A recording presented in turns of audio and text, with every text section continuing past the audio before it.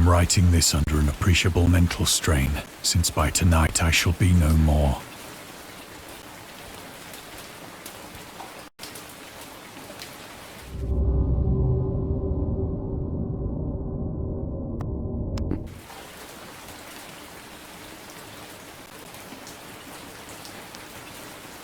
Penniless, and at the end of my supply of the drug which alone makes life endurable, I can bear the torture no longer, and shall cast myself from this garret window into the squalid street below. Do not think from my slavery to morphine that I am a weakling or a degenerate. When you have read these hastily scrawled pages, you may guess, though never fully realize, why it is that I must have forgetfulness or death.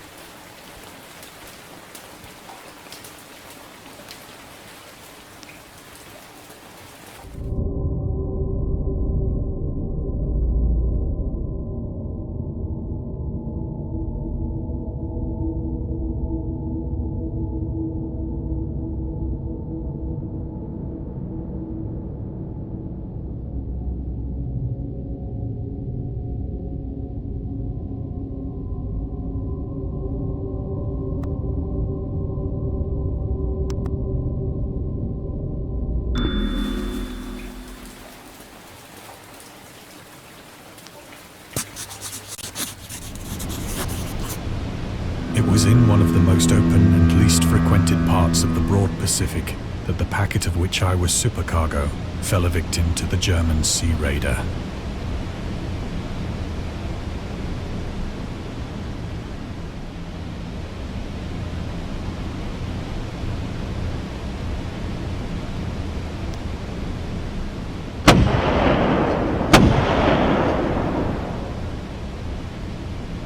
The Great War was then at its very beginning, and the ocean forces of the Hun had not completely sunk to their later degradation. So that our vessel was made a legitimate prize, whilst we of her crew were treated with all the fairness and consideration due us as naval prisoners.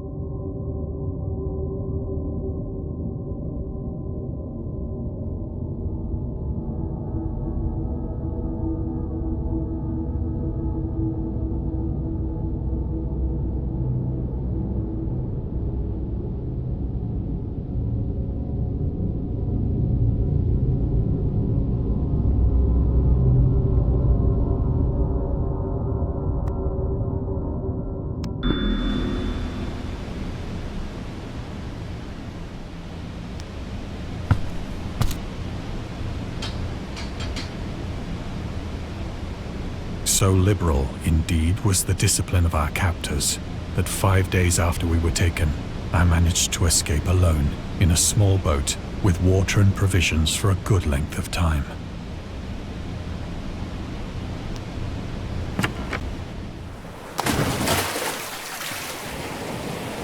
When I finally found myself adrift and free, I had but little idea of my surroundings. Never a competent navigator, I could only guess vaguely by the sun and stars that I was somewhat south of the equator. Of the longitude, I knew nothing, and no island or coastline was in sight.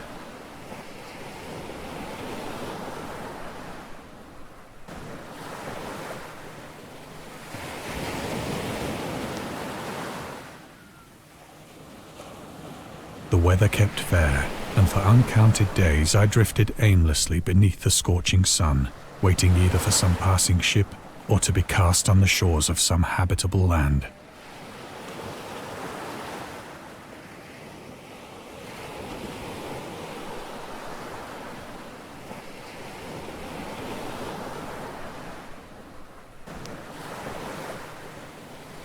But neither ship nor land appeared, and I began to despair in my solitude upon the heaving vastness of unbroken blue. The change happened whilst I slept. Its details I shall never know. For my slumber, though troubled and dream-infested, was continuous.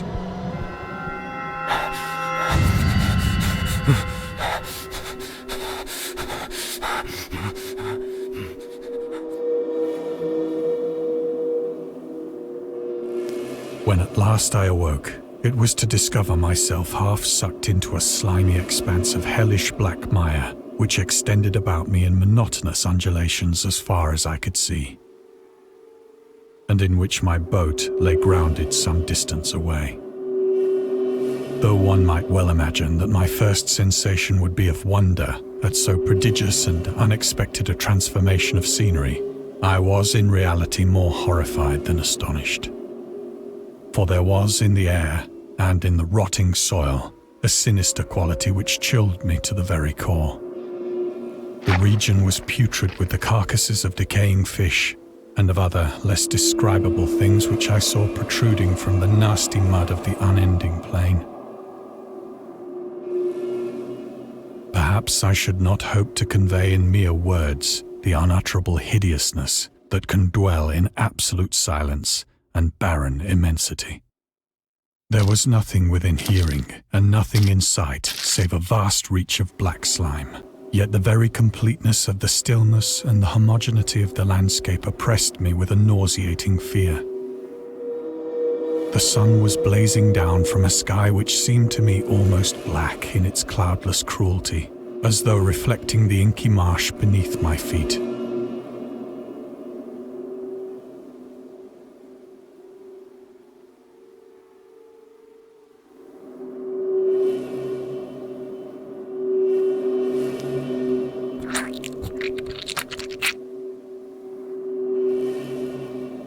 As I crawled into the stranded boat, I realized that only one theory could explain my position.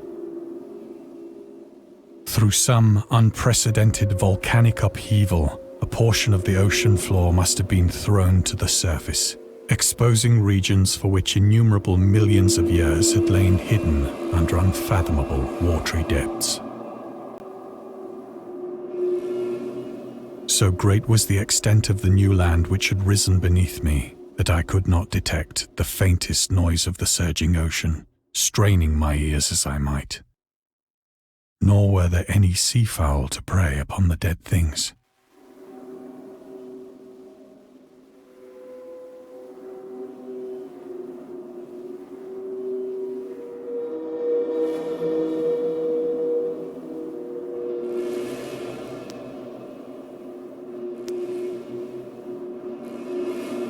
For several hours I sat thinking or brooding in the boat, which lay upon its side and afforded a slight shade as the sun moved across the heavens.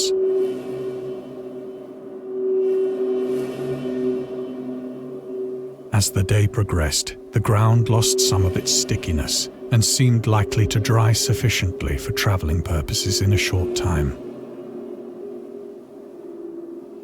That night I slept but little, and the next day I made for myself a pack containing food and water, preparatory to an overland journey in search of the vanished sea and possible rescue.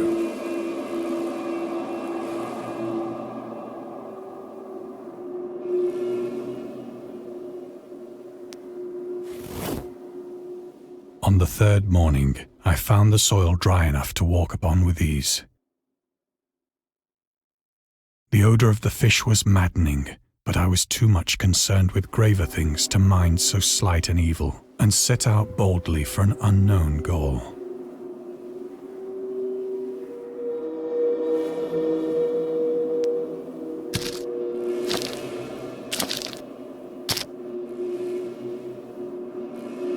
All day I forged steadily westward, guided by a faraway hummock which rose higher than any other elevation on the rolling desert.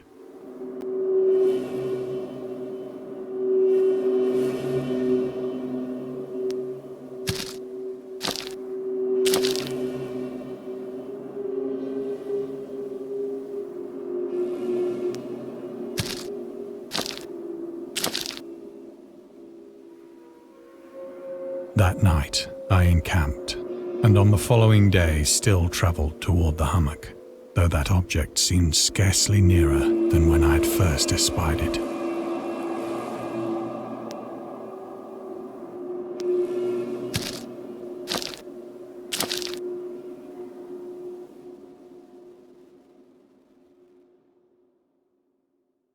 By the fourth evening, I attained the base of the mound, which turned out to be much higher than it had appeared from a distance. An intervening valley setting it out in sharper relief from the general surface. Too weary to ascend, I slept in the shadow of the hill.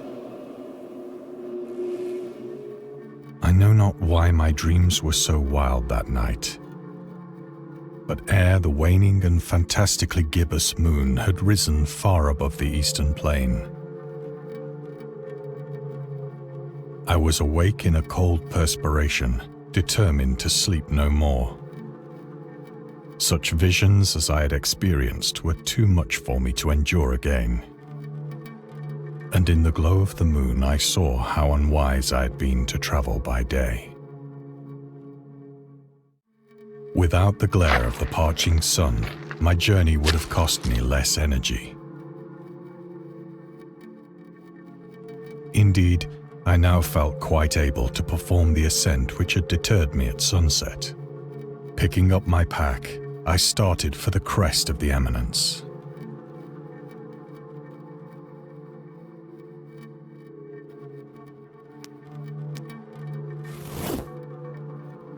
I have said that the unbroken monotony of the rolling plain was a source of vague horror to me.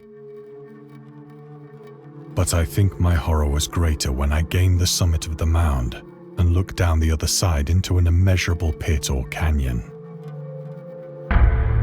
whose black recesses the moon had not yet soared high enough to illumine. I felt myself on the edge of the world, peering over the rim into a fathomless chaos of eternal night. Through my terror ran curious reminiscences of Paradise Lost, and of Satan's hideous climb through the unfashioned realms of darkness. As the moon climbed higher in the sky, I began to see that the slopes of the valley were not quite so perpendicular as I had imagined.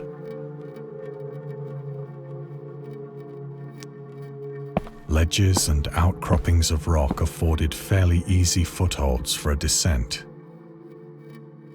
whilst after a drop of only a few hundred feet, the declivity became very gradual.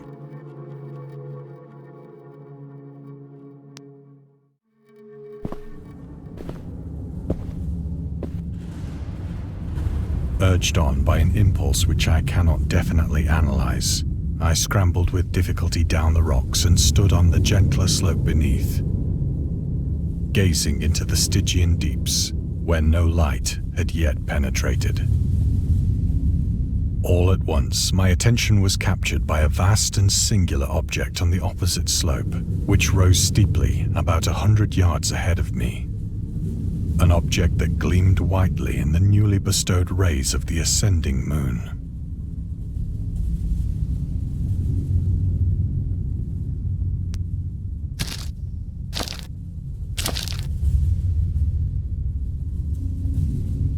That it was merely a gigantic piece of stone, I soon assured myself.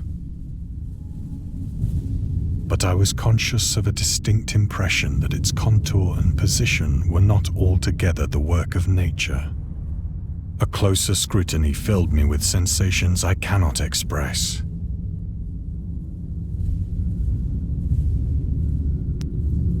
For despite its enormous magnitude, and its position in an abyss which had yawned at the bottom of the sea since the world was young, I perceived beyond a doubt that the strange object was a well-shaped monolith, whose massive bulk had known the workmanship and perhaps the worship of living and thinking creatures. Dazed and frightened, yet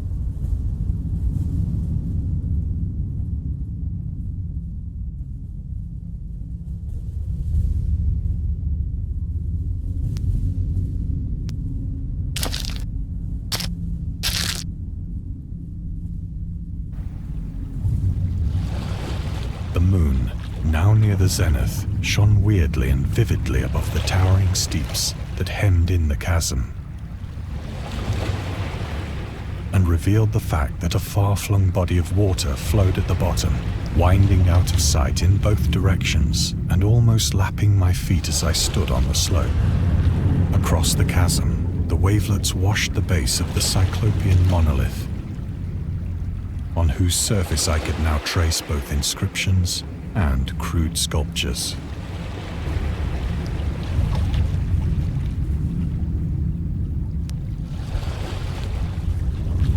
The writing was in a system of hieroglyphics unknown to me and unlike anything I'd ever seen in books, consisting for the most part of conventionalized aquatic symbols such as fishes, eels, octopi, crustaceans, mollusks, whales, and the like.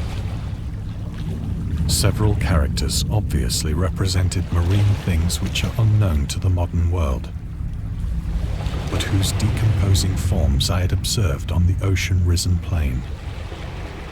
It was the pictorial carving, however, that did most to hold me spellbound. Plainly visible across the intervening water on account of their enormous size were an array of bas-reliefs whose subjects would have excited the envy of a doré. I think that these things were supposed to depict men, at least a certain sort of men, though the creatures were shown disporting like fishes in the waters of some marine grotto, or paying homage at some monolithic shrine which appeared to be under the waves as well. Of their faces and forms I dare not speak in detail, for the mere remembrance makes me grow faint. Grotesque beyond the imagination of a Poe or a Bulwer. They were damnably human in general outline, despite webbed hands and feet, shockingly wide and flabby lips, glassy, bulging eyes, and other features less pleasant to recall. Curiously enough, they seemed to have been chiseled badly out of proportion with their scenic background, for one of the creatures was shown in the act of killing a whale, represented as but little larger than himself. I remarked, as I say, their grotesqueness and strange size, but in a moment decided that they were merely the imaginary gods of some primitive fishing or seafaring tribe. Some tribe whose last descendant had perished eras before the first ancestor of the Piltdown or Neanderthal man was born.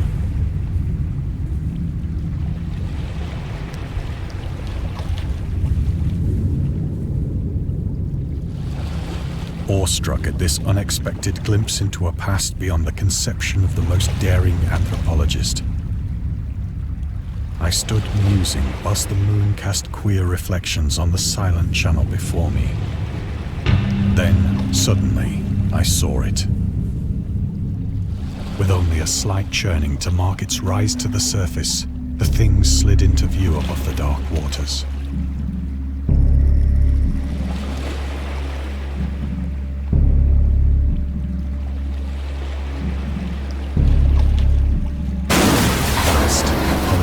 Like and loathsome, it darted like a stupendous monster of nightmares to the monolith, about which it flung its gigantic scaly arms, the while it bowed its hideous head and gave vent to certain measured sounds.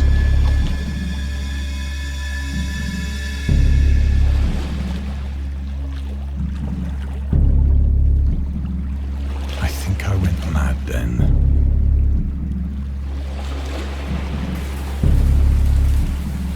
Of my frantic ascent of the sloping cliff and of my delirious journey back to the stranded boat, I remember little.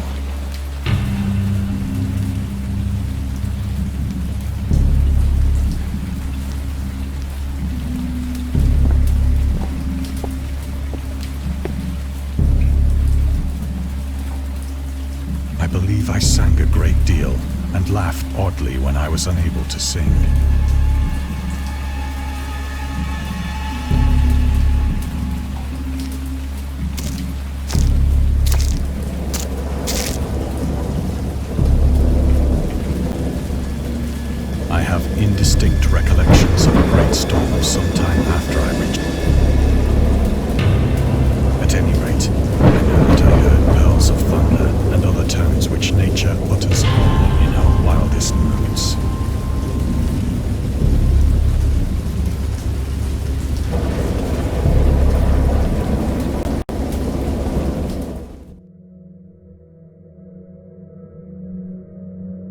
When I came out of the shadows, I was in a San Francisco hospital.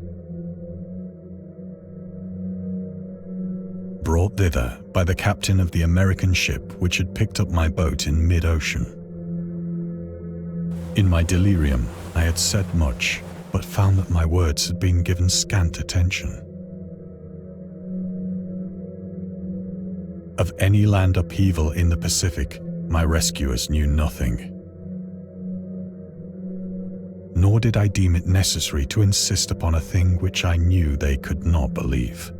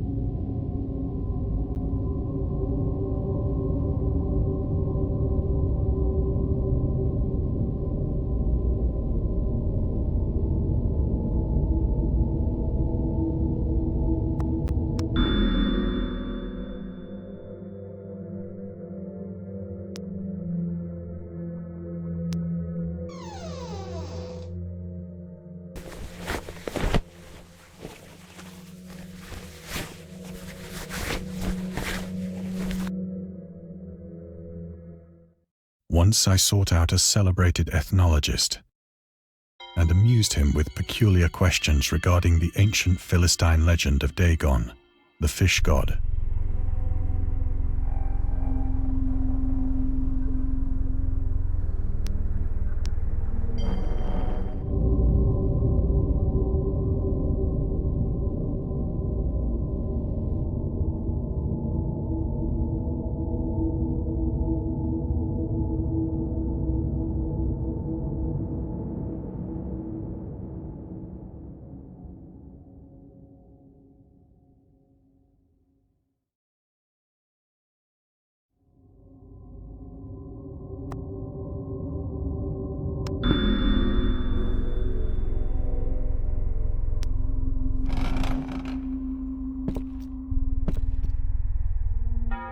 But soon perceiving that he was hopelessly conventional, I did not press my inquiries.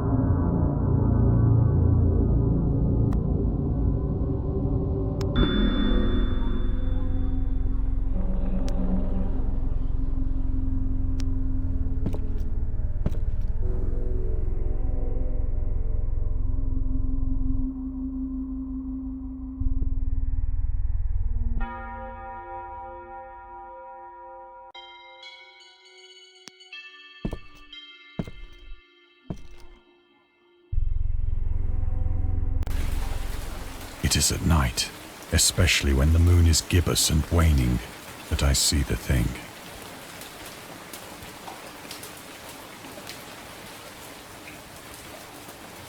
I tried morphine, but the drug has given only transient surcease and has drawn me into its clutches as a hopeless slave. So now I am to end it all, having written a full account for the information or the contemptuous amusement of my fellow men.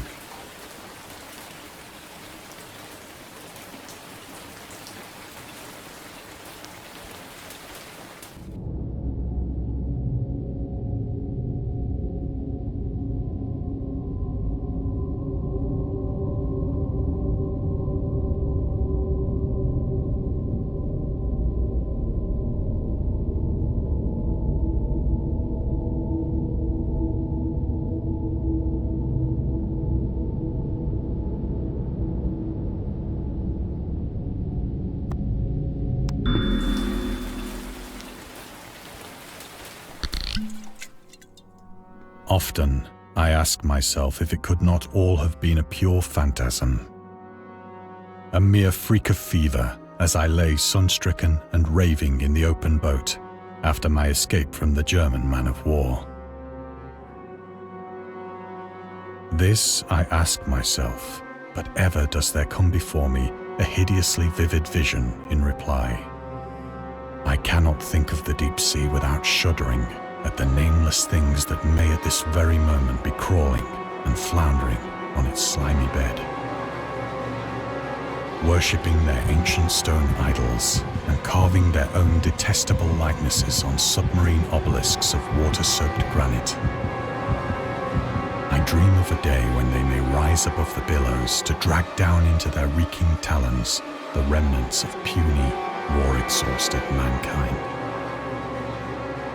Of a day when the land shall sink and the dark ocean shall ascend amidst universal pandemonium.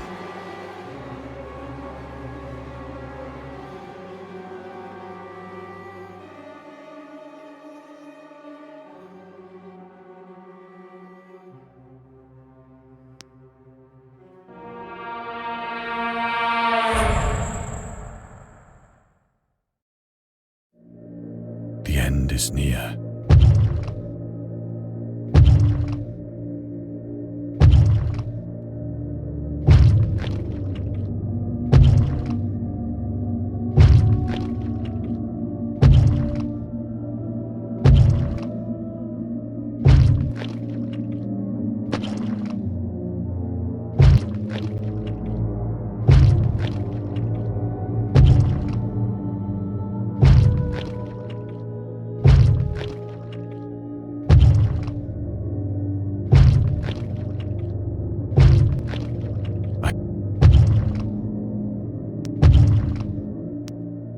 It shall not find me.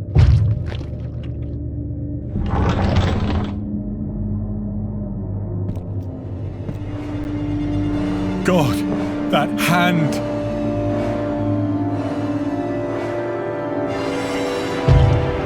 The window!